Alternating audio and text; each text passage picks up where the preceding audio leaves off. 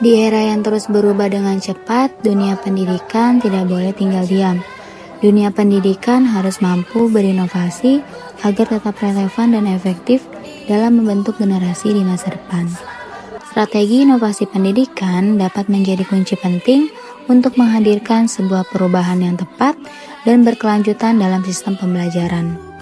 Baik, dalam video kali ini kita akan membahas secara mendalam terkait dengan strategi inovasi pendidikan melalui beberapa sumber, baik literatur maupun wawancara bersama para ahli yang telah mendedikasikan diri mereka untuk masa depan.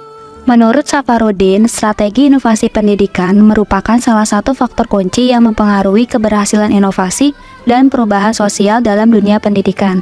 Dengan penerapan strategi yang tepat, menjadi hal yang krusial karena mengingat setiap pendekatan memiliki kelebihan dan juga kelemahan masing-masing. Selain itu, pendekatan ini didasarkan pada keberlanjutan dari tekanan luar yang paling lemah ke arah yang paling kuat. Menurut Saud, tahun 2012 mengklasifikasikan strategi inovasi pendidikan menjadi 4 jenis utama, yaitu yang pertama, strategi fasilitatif.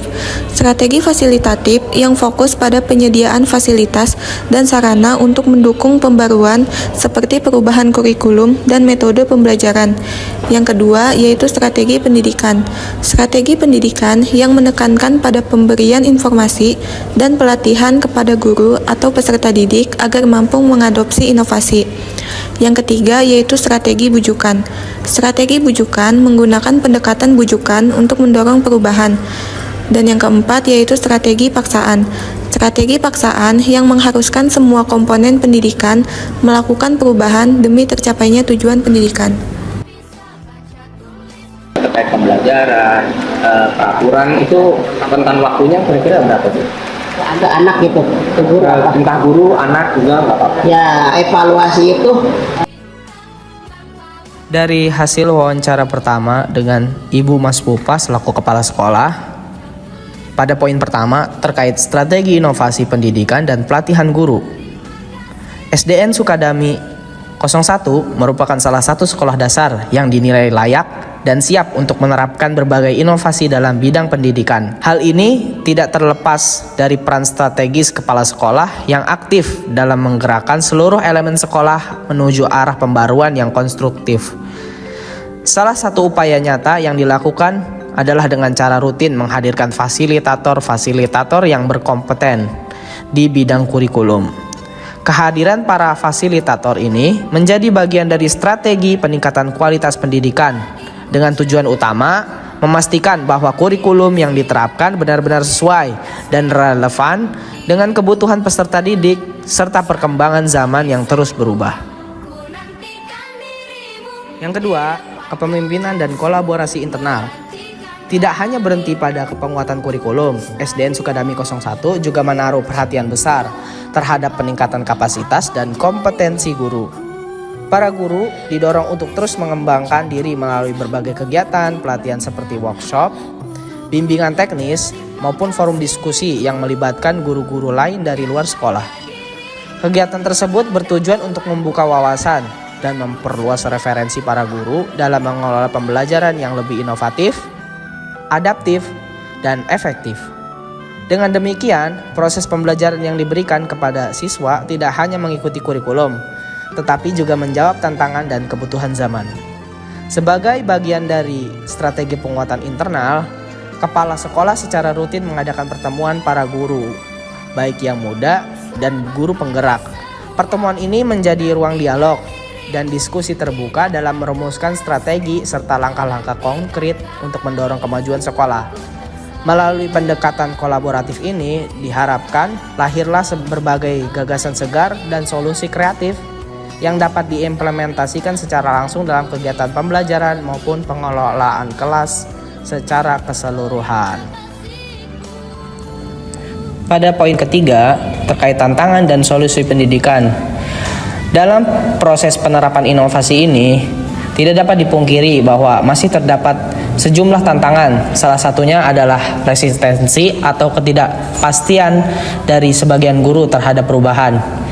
khususnya terkait implementasi kurikulum terbaru. Beberapa guru menunjukkan sikap kurang terbuka terhadap pembaruan yang ditetapkan pemerintah. Menghadapi situasi ini, pihak sekolah, khususnya kepala sekolah, tidak tinggal diam. Berbagai upaya terus dilakukan untuk memberikan pendampingan, arahan, dan motivasi agar guru tersebut dapat lebih menerima perubahan dan menyesuaikan diri dengan kebijakan baru yang ditetapkan. Pada poin keempat, terkait hasil dan evaluasi pendidikan. Dampak positif dari berbagai strategi dan inovasi yang diterapkan di SDN Sukadami 01 kini mulai terlihat. Sekolah ini berhasil menunjukkan kemajuan yang signifikan, terutama dalam hal prestasi siswa. Siswa-siswa SDN Sukadami 01 tidak hanya mampu bersaing dalam ajang perlombaan di bidang akademik, tetapi juga menunjukkan prestasi mengembangkan di bidang non-akademik. Pencapaian ini tidak hanya menjadi kebanggaan bagi siswa dan sekolah, tetapi juga memperkuat citra positif SDN Sukadami 01 di mata masyarakat. Untuk memastikan kualitas pembelajaran tetap terjaga, pelaksanaan evaluasi dilakukan secara fleksibel dan menyesuaikan dengan kebutuhan masing-masing guru. Evaluasi tidak dilakukan secara kaku, melainkan disesuaikan dengan dinamika proses pembelajaran.